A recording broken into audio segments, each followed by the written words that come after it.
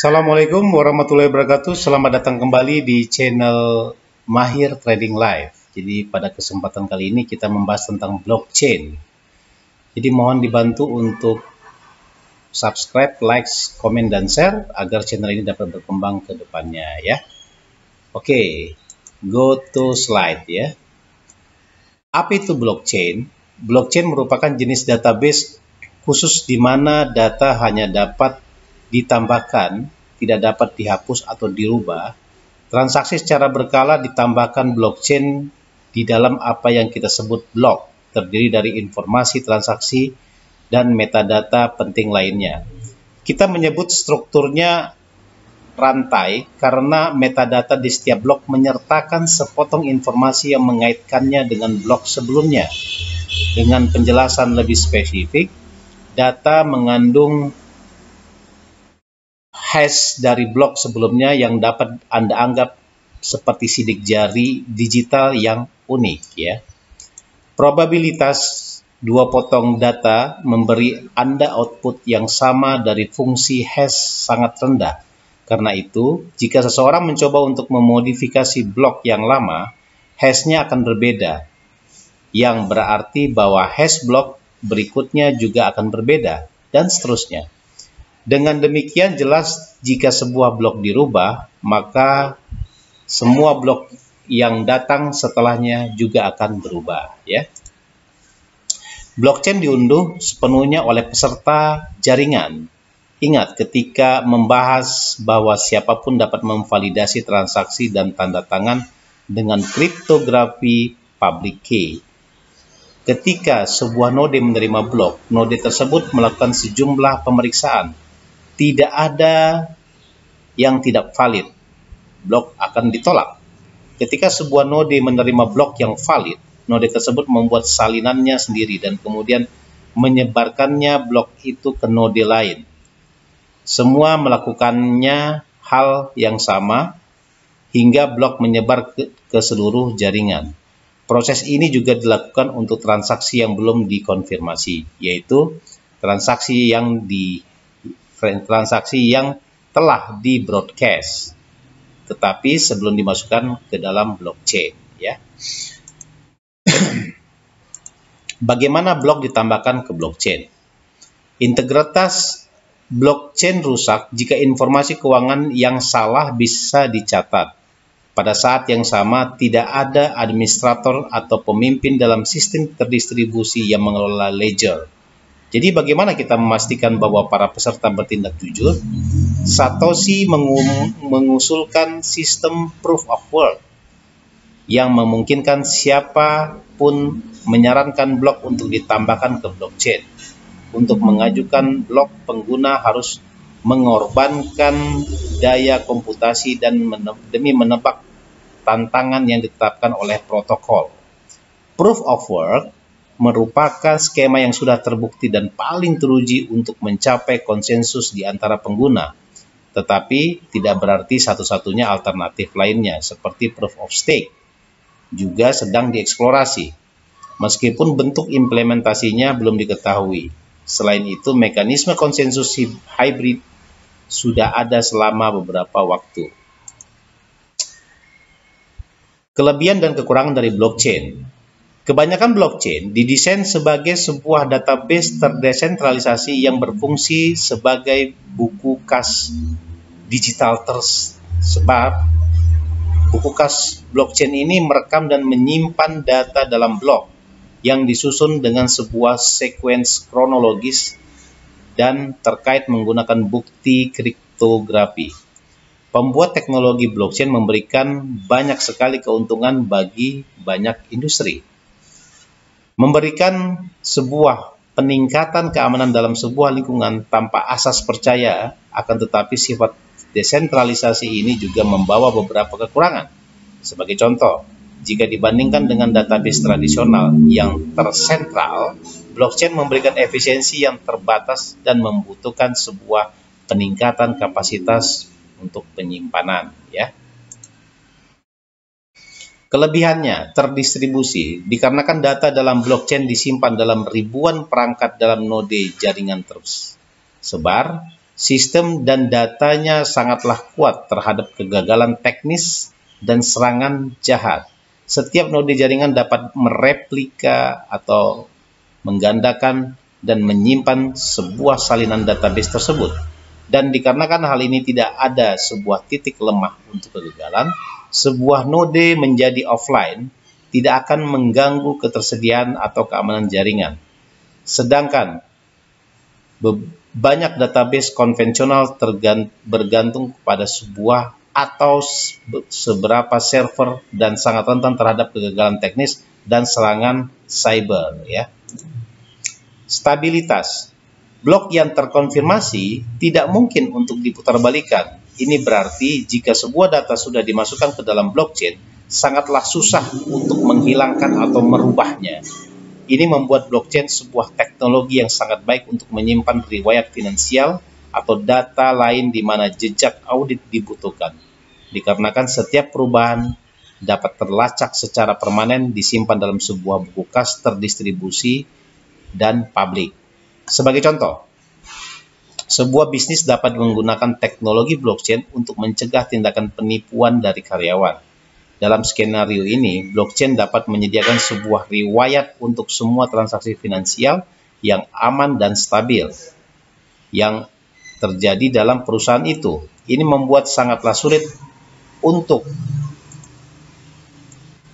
karyawan untuk menyembunyikan transaksi yang mencurigakan. Ya. Jadi teknologi blockchain ini sangat membantu untuk menyimpan data-data yang susah untuk dirubah, ya, dan akan membuat perusahaan merasa nyaman, ya, dengan menggunakan teknologi blockchain ini. Tanpa sistem azas percaya, dalam kebanyakan sistem pembayaran tradisional, transaksi tidak hanya tergantung dengan kedua pihak yang bertransaksi, akan tetapi juga kepada pihak ketiga seperti bank, perusahaan kartu kredit, atau penyedia layanan. Pada saat menggunakan teknologi blockchain, ini tidak lagi diperlukan dikarenakan jaringan node terbesar memverifikasi transaksi tersebut melalui sebuah proses yang dikenal sebagai penambangan. Dikarenakan alasan ini, blockchain sering disebut sebagai sebuah sistem tanpa asas percaya. Maka dari itu, sistem blockchain menghilangkan risiko untuk mempercayai sebuah organisasi dan juga mengurangi biaya secara keseluruhan dan biaya transaksi dengan meniadakan orang tengah dan pihak ketiga.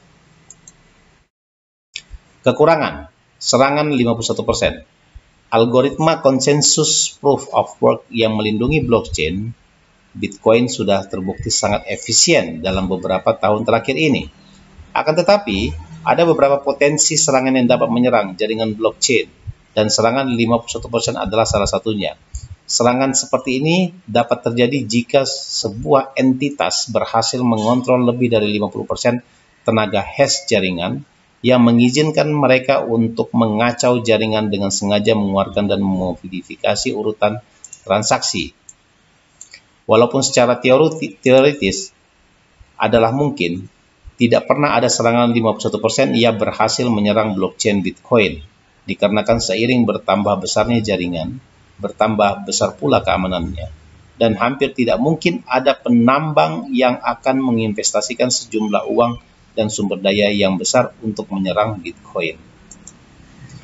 Dikarenakan penambang yang jujur dapat menerima upah yang lebih baik lagi, sebuah serangan 51% yang berhasil hanya dapat memodifikasi beberapa transaksi terbaru untuk untuk sebuah jangka waktu yang sangat singkat, dikarenakan blok-blok tersebut terhubung dengan bukti kriptografi. Merubah blok berumur membutuhkan sebuah tenaga komputasi yang tak terhingga, dan juga blockchain Bitcoin sangat tahan dan dapat secara cepat merespons serangan. Modifikasi data. Suatu kelemahan dari sistem blockchain adalah setelah data ditambahkan ke dalam blockchain, sangatlah sulit untuk merubahnya. Walaupun stabilitas adalah salah satu kelebihan dari blockchain, ini tidaklah selalu baik. Merubah data atau kode blockchain biasanya sangat menuntut dan seringkali membutuhkan sebuah hard fork, di mana satu rantai ditinggalkan dan beralih menggunakan rantai yang baru. Kunci pribadi. Blockchain menggunakan kriptografi public key atau kunci publik atau asimetrik untuk memberikan pengguna sebuah kepemilikan dari unit mata uang digital atau data blockchain lainnya. Setiap akun blockchain atau alamat memiliki dua buah kunci yang sesuai, sebuah kunci publik yang dapat dibagikan dan sebuah kunci pribadi yang harus dirahasiakan. Pengguna membutuhkan kunci pribadi untuk mengakses dana mereka, yang berarti bahwa mereka berlaku sebagai bank mereka sendiri. Jika seseorang pengguna kehilangan kunci pribadi mereka, secara otomatis uang tersebut hilang dan tidak ada yang dapat melakukan apa-apa mengenai hal tersebut. Inefisiensi. Blockchain terutama yang menggunakan proof of work sangatlah tidak efisien dikarenakan penambang sangatlah kompetitif dan hanya ada satu pemenang setiap 10 menitnya. Pekerjaan setiap penambang lainnya akan menjadi sia-sia. Penambang akan selalu mencoba meninggalkan tenaga komputasi mereka, sehingga mereka dapat mendapatkan peluang uang yang lebih besar untuk menemukan sebuah hash blok yang valid. Sumber daya yang digunakan oleh jaringan Bitcoin telah meningkat secara pesat dalam kurun waktu beberapa tahun terakhir, dan sekarang ini mengkonsumsi lebih banyak energi dibandingkan dengan banyak negara seperti Denmark, Irlandia, dan Nigeria. Penyimpanan. Buku kas blockchain dapat berkembang sangat menjadi besar. Blockchain Bitcoin sekarang ini membutuhkan sekitar 200 GB tempat penyimpangan. Rasio perkembangan ukuran blockchain terlihat seperti lebih cepat dibandingkan perkembangan hard disk, dan jaringan meresikukan kehilangan node jika buku kas menjadi terlalu besar dan seorang individu mengunduh dan menyimpannya. Jadi konklusi kesimpulan, teknologi blockchain memberikan banyak sekali kelebihan yang dan blockchain ada untuk tetap ada, masih memiliki jalan yang panjang untuk adopsi massal. Maka tetapi banyak industri sudah mulai mencicipi kelebihan dan kekurangan dari sistem blockchain. Beberapa tahun ke depan akan memperlihatkan bisnis dan badan pemerintahan bereksperimen dengan mengaplikasikan baru untuk menemukan di mana teknologi blockchain menambahkan nilai yang paling banyak. Bagaimana cara kerja penambangan kripto? Proses yang digambarkan di atas dikenal dengan penambangan atau mining. Jika para penambang menemukan solusi blok yang mereka bangun akan memperpanjang chain.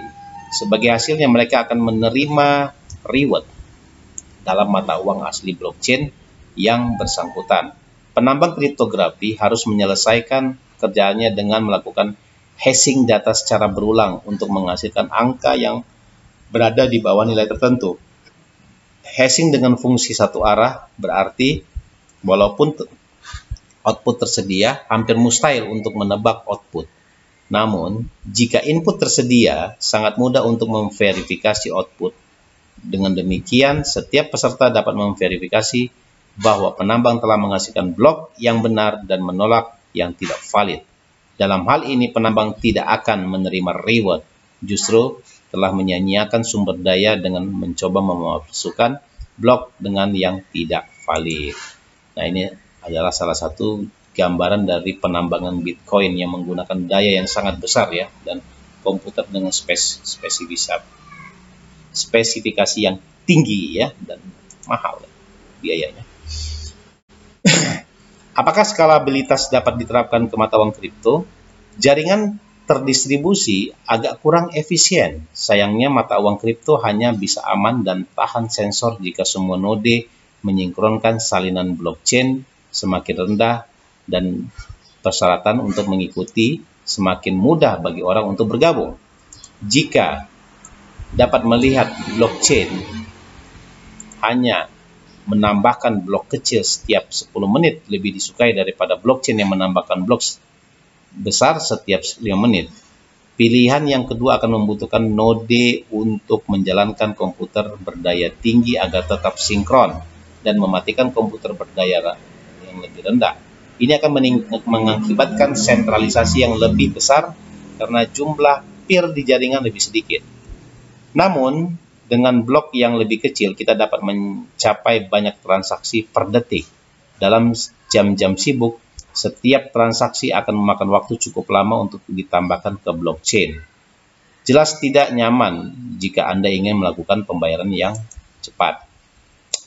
Kita menyebut masalah ini sebagai dilema skalabilitas. Sistem yang memiliki skalabilitas yang baik adalah sistem yang mudah beradaptasi dalam meningkatkan throughput untuk kerugian minimal. Blockchain tidak memiliki skalabilitas yang baik seperti yang dijelaskan sebelumnya. Meningkatkan throughput ya dengan blok yang lebih besar akan merusak seluruh misi jaringan terdistribusi. Untuk meningkatkan TPS dengan tidak merusak desentralisasi jaringan, skalabilitas off-chain tampaknya merupakan pendekatan yang layak. Ini mencakup berbagai solusi, tersentralisasi dan terdesentralisasi yang memungkinkan transaksi dilakukan tanpa dimasukkan ke blockchain. Yang terakhir, siapa yang mengambil keputusan dalam perangkat lunak mata uang kripto? Jaringan mata uang kripto bersifat opt-in. Tidak ada yang memaksa Anda untuk menjalankan perangkat lunak yang tidak diinginkan. Dalam sebuah protokol yang baik, kode akan sepenuhnya open source sehingga para pengguna dapat memastikan kejujuran dan keamanan sistem. Secara umum, mata uang kripto memungkinkan siapa saja untuk berpartisipasi dalam pengembangan. Fitur baru dan pengeditan kode diperiksa oleh komunitas pengembang sebelum disetujui dan diterbitkan. Dari sana pengguna dapat meninjau pendiri kodenya dan memilih untuk menjalankannya atau tidak. Beberapa pembaruan akan bersifat backward dan compatible, artinya node yang diperbarui akan tetap berkomunikasi dengan yang lama, sedangkan yang lainnya tidak bersifat backward compatible. Node yang lama akan diusir keluar jaringan kecuali diperbarui. Oke, demikianlah penjelasan panjang ya tentang blockchain. Semoga bermanfaat bagi teman-teman semuanya dan mohon dibantu di follow akun-akun media sosial dari Mahir Trading Live ini. Semoga bermanfaat. Tetap semangat. Wassalamualaikum warahmatullahi wabarakatuh.